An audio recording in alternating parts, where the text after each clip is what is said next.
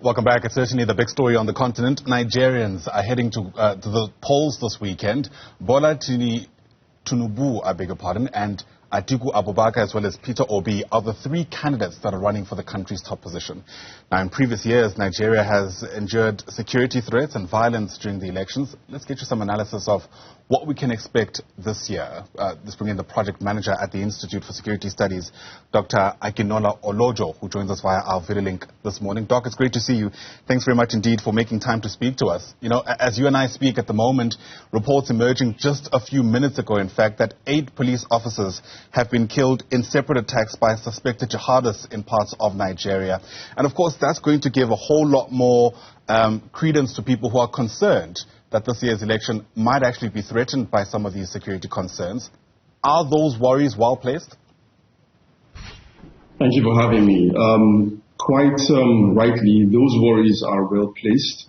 The presidential elections are actually holding in a context that is quite tense. The political and socio-economic environment is one which is layered. On the one hand, you have fuel shortage in the country. This is not something new, but then in the current period it's quite tense. You have naira scarcity, that's the currency notes of Nigeria. You have also long-standing challenges such as inflation, which in 2022, just a few months ago, rose for 10 months in a row. And you also have issues related to unemployment. According to Nigeria's National Bureau of Statistics, around 33% of the country's population is unemployed. Even the World Bank also has suggested that 4 out of 10 Nigerians live below the poverty line and actually lack access to education and basic infrastructure. So you have an environment which has collectively added burdens, in different layers to the citizens. But then I think while all these are playing out, it's also important, as you hinted earlier, to mention that you also have in the northeast of Nigeria, in that zone, violent extremism, which is still very rife. Across the northern region, you have banditry and abductions. And across the country, you have, pockets of resistance, separatist agitations, especially, in the southeast, in the south-south. So you have all these challenges playing out and you have an election. So these are worries which are real and one which is a cause for concern. But then I don't think it's going to prevent Nigerians from emerging on election day and, going to the ballot to express what they want and to vote. Yeah. Typically we actually speak of 2 front runners from 2 main political parties in Nigeria. That's the People's Democratic Party and the All Progressive Congress. This time around, though, there are 3. I wonder in what ways that complicates matters, if at all. Indeed. So what we've had in Nigeria since 1999, when military rule ended, has been a 2-horse race. So you've had the PDP and the APC sort of dominating the political landscape. But now what we're seeing is something a bit new. We're seeing a 3rd force. And that's represented in the Labour Party, which has its candidate, Mr. Peter Obi. Now, that 3rd force is viewed by a lot of young people, in particular the youth, who actually are around 70% of Nigeria's population, those from 30 years and below. They actually view this party and the candidate as someone who is going to disrupt, the dominance of the 2-party system. Yes, there are other political parties, but then this particular one, the Labour Party, seems to be a disruptor. And one which, in a sense, offers hope to many young people who feel that, the grievances they've been expressing for years against police brutality, against, heavy-handedness by the security agencies, against bad governance and, the economic decline. They see this party as actually one that will represent the concerns and actually be worthy of being voted into power.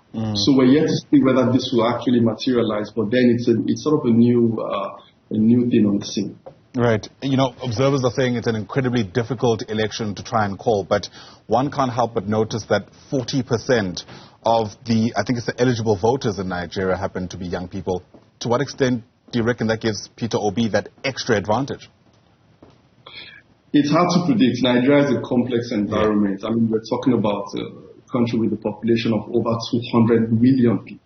But then I think the youth demographic is quite strong. Over the years, we've seen a build-up of awareness. So this particular electoral cycle sort of reflects heightened awareness among many young people who are now eligible to vote. Well, we've seen a build-up of their presence on social media platforms, over the years. And for those who are following, Nigeria's trends, you recall that in 2020 there was a major protest, the NSAS protest, in which many young people were represented. So the grievances from that period have actually spilled over, but now it's not really just about protests on the streets, but more about protesting through the ballots. So I think the youth demographic is one which will definitely play a role. Most people have gotten their voters' cards.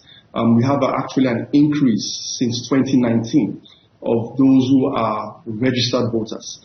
And that means that there's likely to be a turn-up or higher turn-up actually of voters on election day in spite of the challenges. In fact, I think we might be seeing a case where in spite of the challenges, many citizens will actually be more determined to emerge and vote for a candidate who will be able to represent their voices and their interests. Yeah, and many might say that's perhaps also some kind of reflection about how they feel about Muhammadu Buhari's 8 years in office. He won't be running in this particular race, but I wonder how much influence he has during the electioneering period.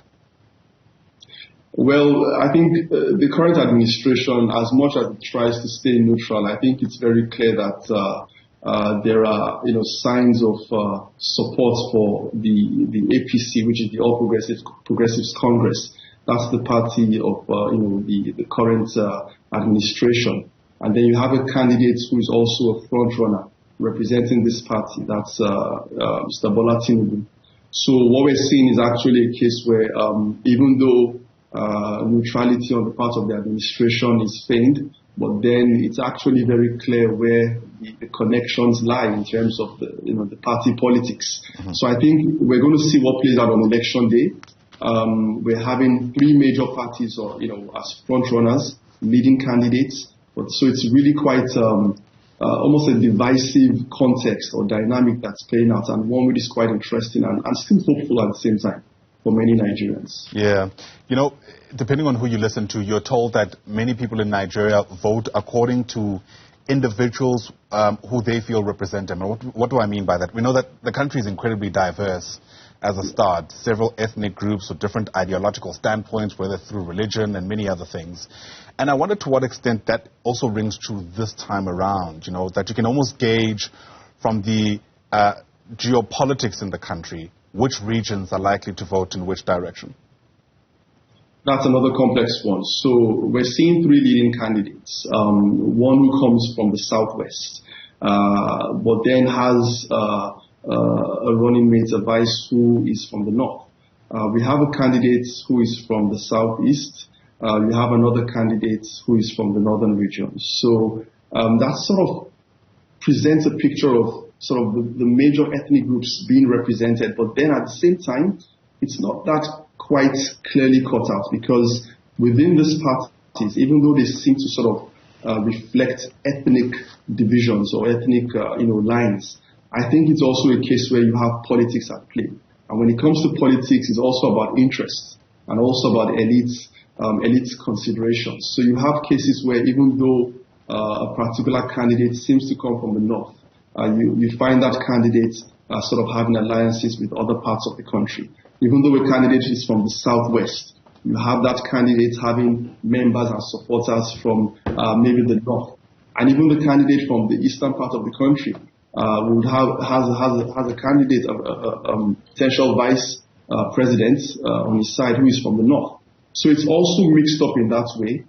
But then we have a case where the key concerns, irrespective of the party politics, remain. The challenges are very clear, and they cut across all the ethnic groups. So the violent extremism you made mention of at the beginning affects everyone, even though the epicenter is in the northern, the northeast zone.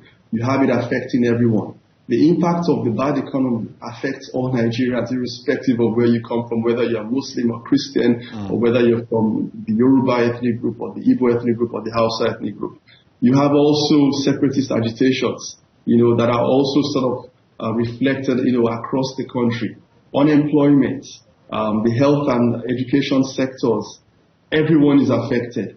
The Nigeria police force, there are calls for reforms, and one which is also about decentralizing this force. So I think it's a country context that even though you have the ethno-religious influence playing out, and that might very well affect the electoral outcomes, but one in which the problems or the challenges affects everyone in a way that, you are forced to think about whether or not you want to vote in somebody who is competent or somebody who represents your ethnic group. And I think it's about voting in somebody who is competent and capable of actually leading Nigeria in the direction it needs to head to. Plenty to think about. Dr. Akinola Olojo, thanks very much for helping us connect the dots in one way or the other. We'll watch the space as Africa's largest democracy heads to the polls this weekend. Once again, Doc, thanks for your time. He's with the Institute for Security Studies.